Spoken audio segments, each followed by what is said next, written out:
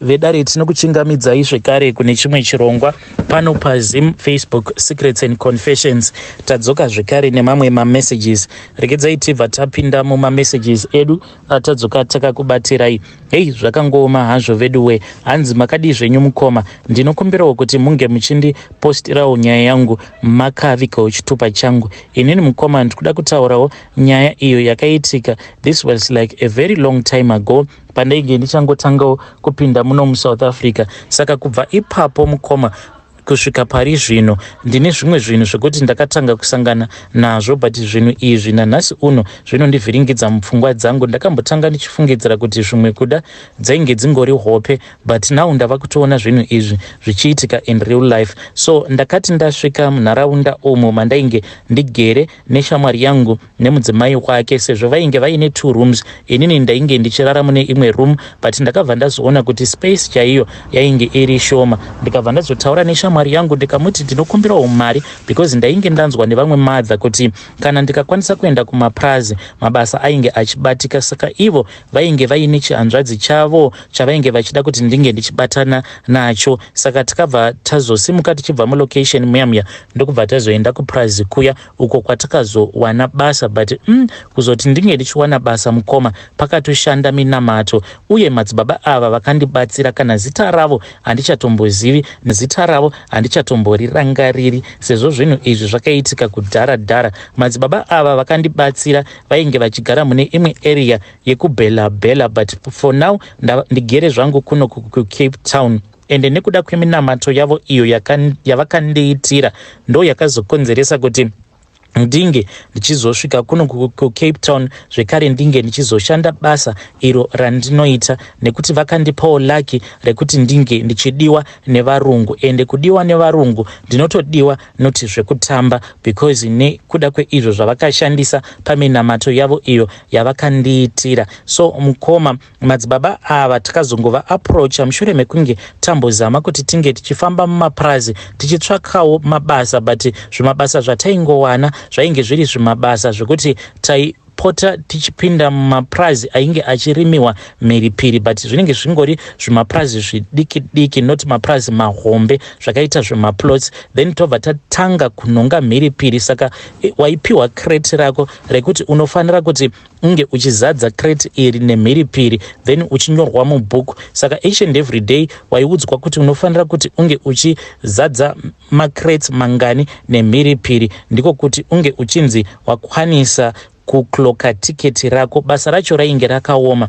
Inini ndo pandakabva ndazonzwa nezvavo madzibaba ava ndokubva ndazoenda kuya. Saka ivo vakabva vati havabatsire vanhu mahara, vachiti mweya mutsvene wavo wavanoshandisa ivo unotoburutswa nemari. Mufana uyo wandainge ndichifamba naye, iye akabva ati mari ainge asina, even though tainge tabva mukupiwa mari yedu yefortnight. Inini ndakabva ndazongorovera moyo wangu kudombo, ndakabva ndazorovera moyo wangu padombo, ndokubva ndazongovapa madzibaba ava mari. Ndakati ndavapa mari vakabva vati nekutenda kwako ndokuchazoita kuti unge uchizova mupfumi. Mukoma, madzibaba ava vakazonditi ndinge ndichizodzoka ndiri ndoga, vakanditi ndaifanira kuti ndinge ndichizodzoka pari pakati pemazuva, sezvo ivo vainge vasingaende kubasa, vaitoraramiswawo nemari idzi dzavaipota vachipiwa nevanhu vainge vachivabatsira. But madzibaba ava ndaitonzwa kutoti minamato yavo yaishanda, because vanhu vazhinji vaitopupura vachiti kubva zvavainge vakabatsirwa namadzibaba ivavo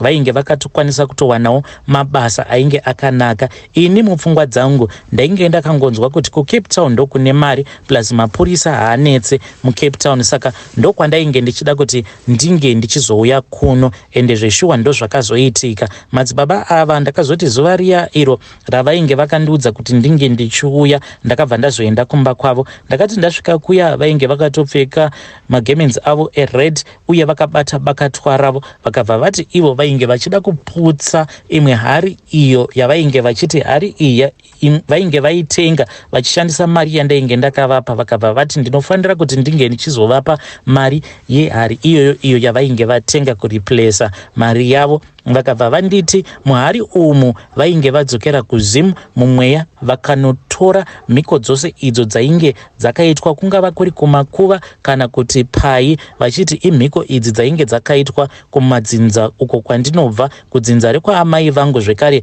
nekudzinza rekwababa vangu. Saka vakati mhiko dzose idzodzo vainge vakadziunganidza vakabva vazodziisa muhari iyo yavainge vakabata. Vakabva vazondipa bakatwa riya vakanditi ndinge ndichibaya hari iyi mukoma.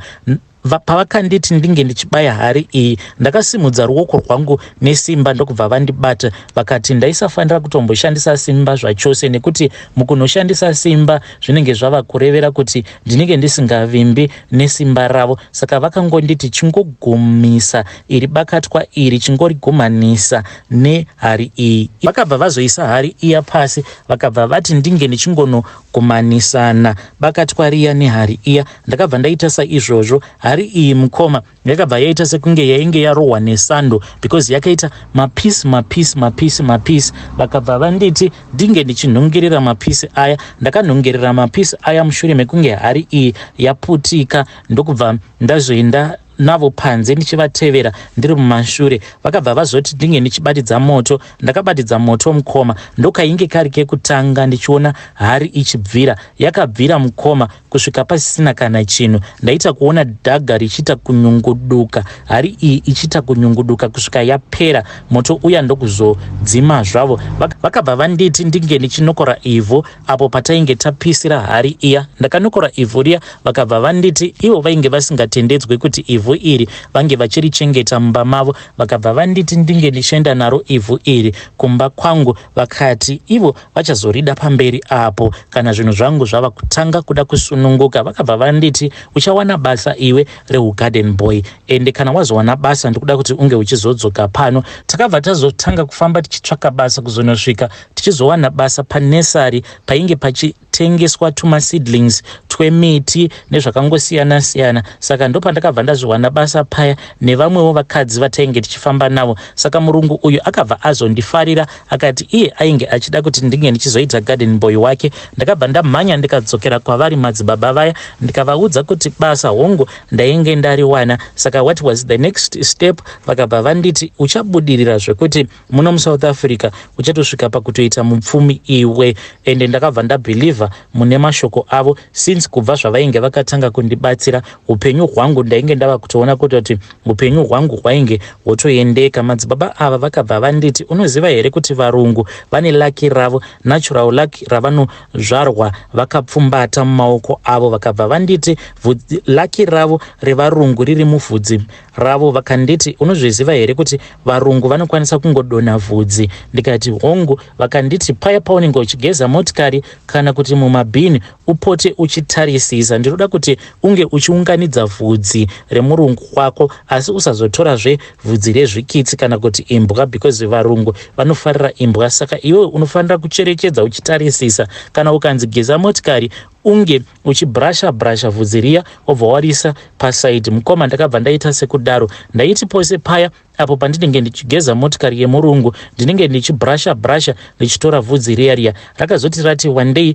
ndokubva ndazoenda naro kwavari madzibaba ava. Madzibaba ivo vakabva vazoti vainge vachida kuti ndinge ndichivavigira ivhu riya iro randainge ndakatora paya painge pakaputika hari tikabva tazoipisa. Ndakabva ndazoita saizvozvo ndokubva ndazodzokera kumba kwavo nerimwe zuva ndokubva ndatanga kuitirwa minamato yangu. Saka vakanditi ndinge ndichidya ivhu riya zvekare rainge rakazangana nevhudzi riya. Zvainge zvisiri nyore. Vakabva vanditi izvi ndaifanira kuti ndinge ndichizviita in about 3 days. Vhudzi iro rainge riri muchigaba cheice cream chiempty chandainge ndakanhonga raifanira kuti ringe richipera zvekare neivhu mukoma. Zvainge zviri zvinhu zvekuti zvainge zvakaoma. Ndaiti kana ndapedza kudaro ndaitonzwa kuda kurutsa, but ndaibva ndanwa mvura. Apa vakanditi handaifanira kuti ndinge ndichizorutsa. Ndakati ndapedza kuita izvi mukoma mukuti unofamba zvangu nemurungu, because murunguwo ainge achiita zvemagasi. Saka taipota tichienda tichinodhilivha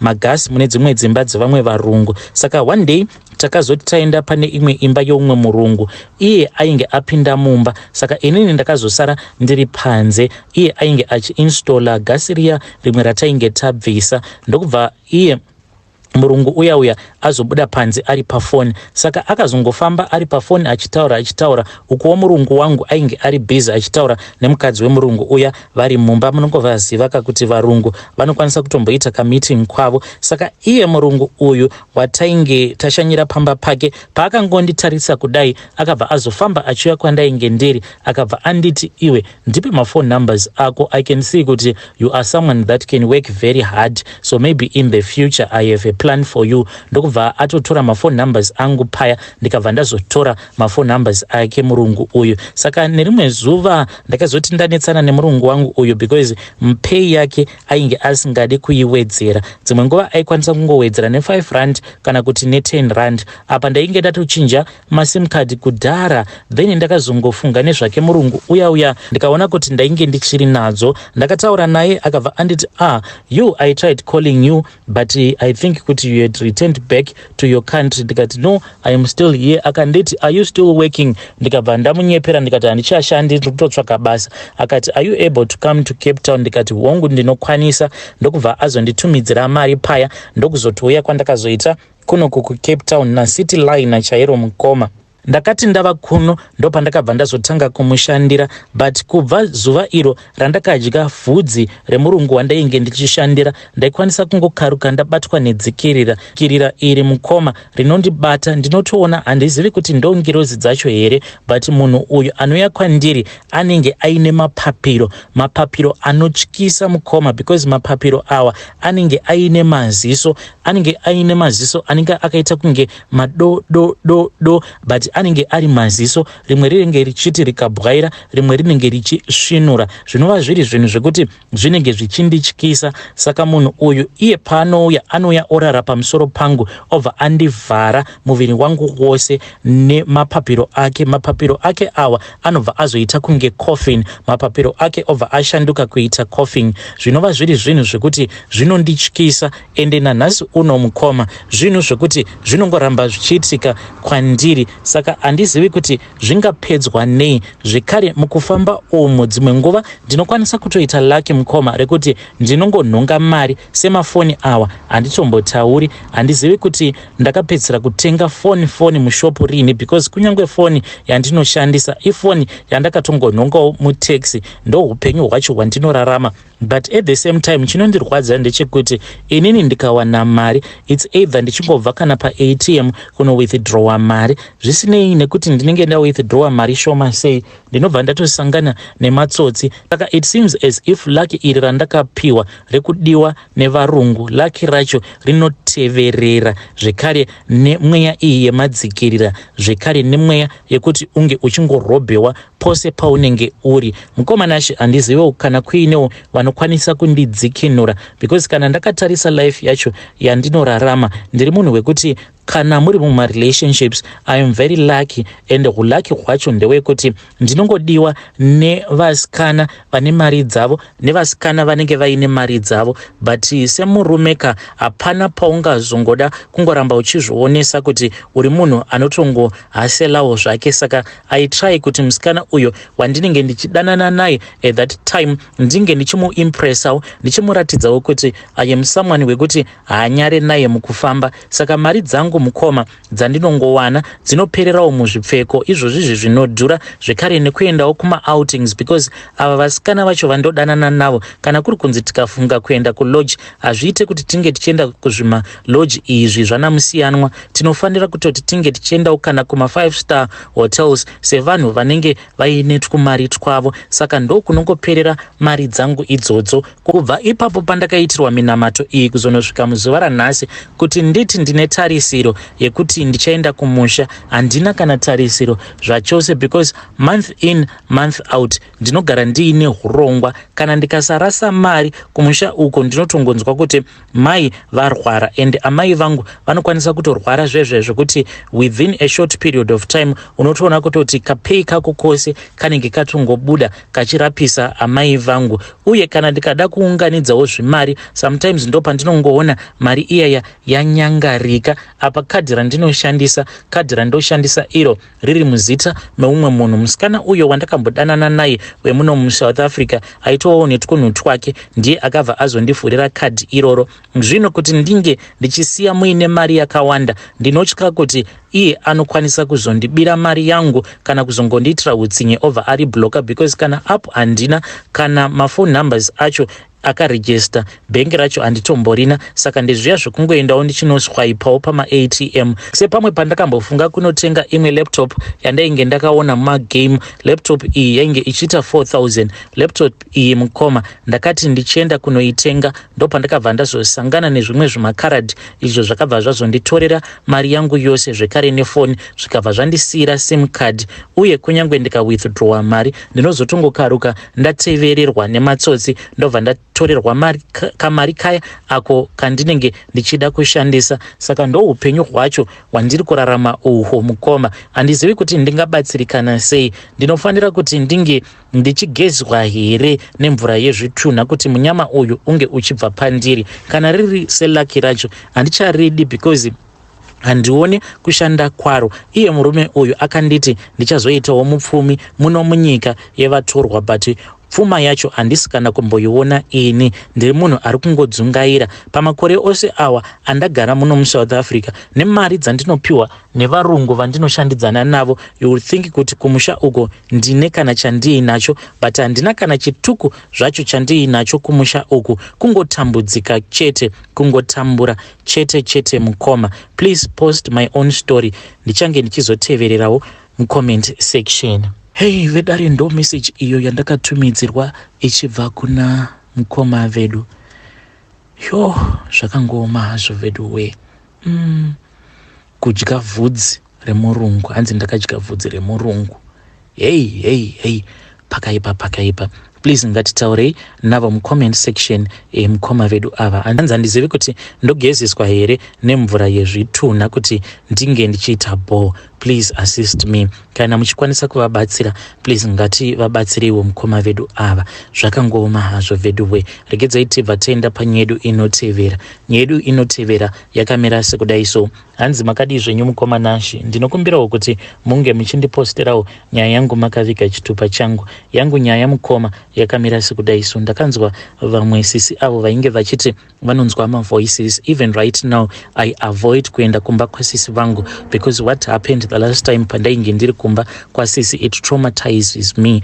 Vanhu vazhinji vanogara vachingoti bangukuru murume wasisi anenge ane zvidhoma zvake. Saka pandakaenda ndichinovashanyira sisi vangu takabva taenda papool because vane ka-indoor pool zvekare ne-outdoor pool. Saka takabva tabuda panze, kwainge kuchipisa. We were just sitting by the pool. So vane kamwana kavo mukoma. Saka kamwana aka kaingotamba, isusu zvedu we were just chilling. Saka mwana uyo wasisi akabva azoya paside nini. Ndakabva ndanzwa voice iri parakataura nini mukoma. It was so clear sekunge painge patori neumwe munhu ainge ari padhuze nini akabva anditi bata kamwana aka ukakandire mumvura. I got so scared zvekuti ndakabva ndaridza mhere because I will never do such a thing mukoma, kuti nditore mwana wasisi ndichimukanda muswimming pool. So I am always scared because after that ndakabva ndarota dzimwe hope, ndichirota sisi vangu nemwana uyu vachinofira mupool.